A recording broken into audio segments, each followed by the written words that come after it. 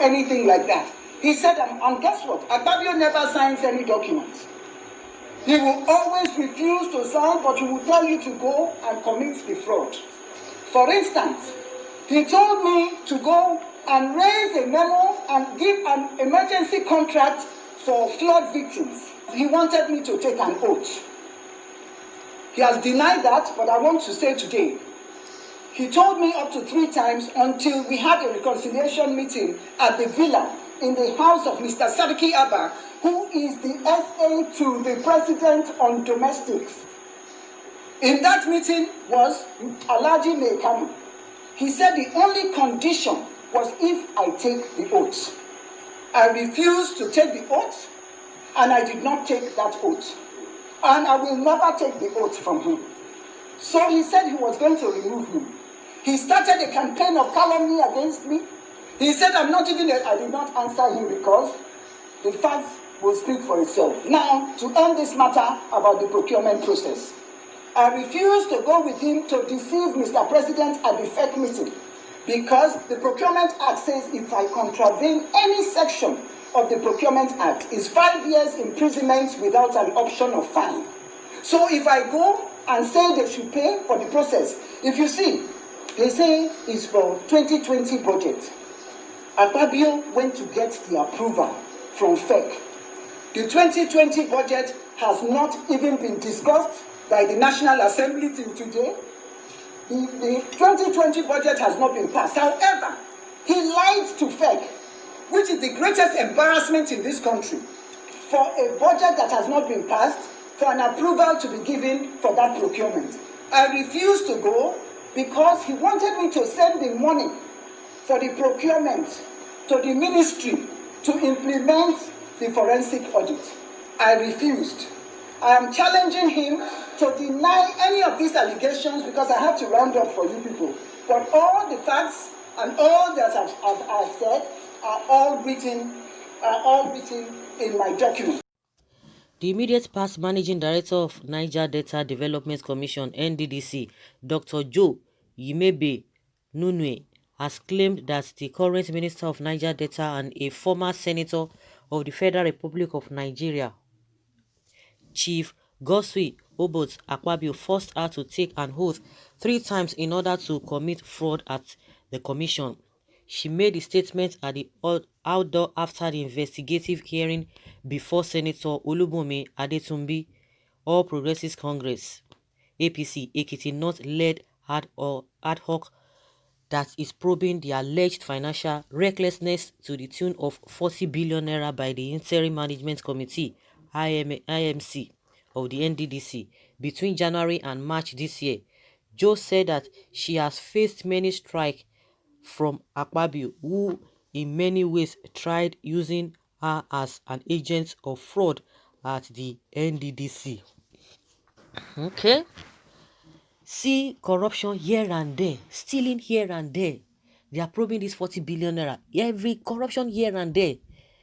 Like I always say, the people who are stealing the money in this country, who are bringing the country to its knees, they are not members of the public. They are not everyday Nigerians on the street. They are not Nigerians that are looking for their daily bread. It is the same people that people have voted in, the same people have put in one position or the other, that they have elected to be able to channel their cause, but they go there to do their own bidding.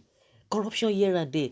This is the same Akpabio telling us that he didn't defect to APC, that he only joined the party because of Buhari. He joined to help Buhari because Buhari is the Messiah. You can imagine what the woman has been saying. You can imagine, see in that video you saw what she's saying. She said there, you see what has been going on. What has been going on? See Magu, the same thing. Money meant for the betterment of the people. These people are not contributing anything. These poor masses that are contributing even in their own little way. These same people will take all the money and be living a flamboyant life. You will see them all over the country, all over the world. See their children all over the place. You can imagine when this kind of a thing will be coming out from the people who are in the position of leadership. How do you expect the world to respect us? Instead of them to be debating on good things that will move this country forward, they are not there. It's all about theft. And nobody should come and tell us that government is fighting corruption, because these are the things that we have been hearing even in the past administration. They always coming out to expose themselves. This is not the first time, because now some people will not be jumping, yes, this and that. No, it has always been there. They will tell you they are fighting corruption. This Buhari is just making it a different thing entirely, making it as if it's a big deal. They have been talking about corruption, and those people are still been fighting corruption, and yet we are not seeing any headway. The same pattern we are still seeing in this administration. It's unfortunate. It's unfortunate that the so-called leaders, how do you expect them to gain respect? How do even ordinary Nigerians will gain respect across the world? See what we are hearing. None of them will be there to even say, let them be innovative. Let them be creative. No, it's all about stealing. Their creativity is all about stealing. Now, some of them will now come out and be talking about a hush puppy. Those are the things we are talking about.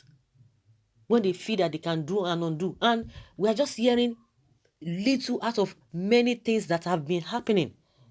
Majority of them, even the Nigerians know, even the ones that they caught red-handed that he stole, yes, the so-called what do they call them? The senior advocates of Nigeria, they will still come and bring technicality, and they will scatter the whole thing, and the same people will be hailed.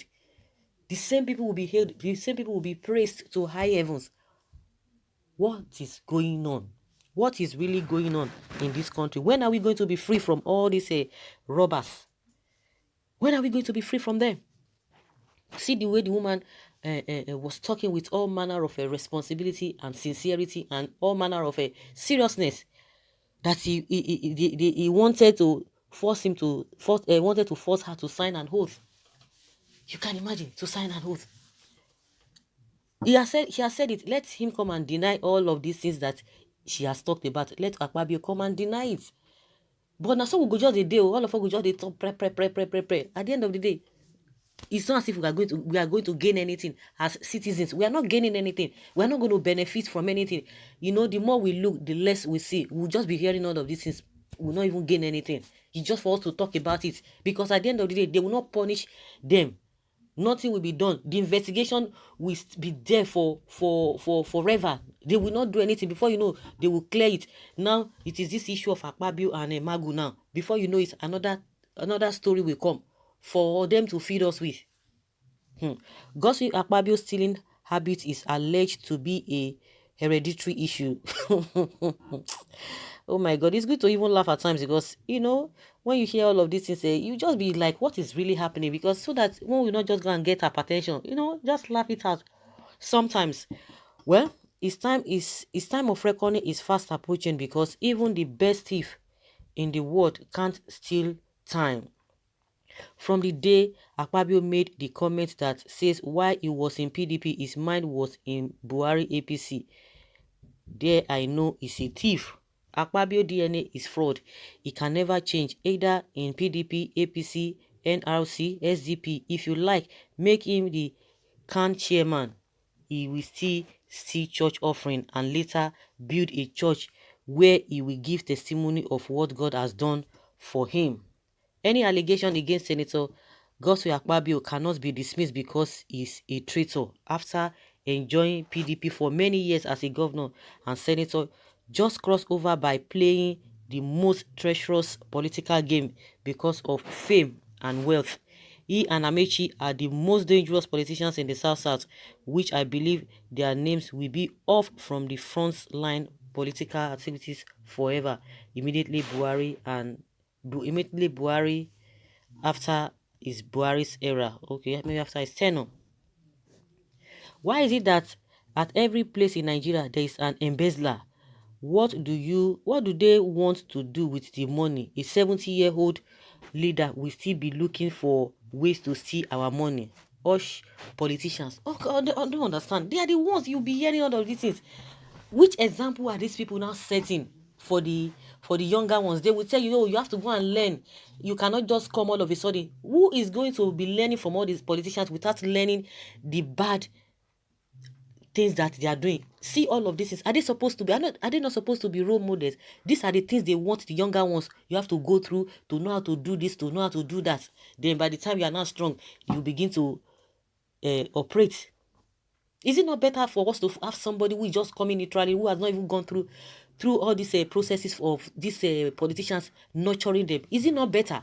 The same Nigerians will tell you that they don't have experience. See the ones that have experience. Oh. See the ones that have experience. In all sectors, they have experience, but see what they are doing.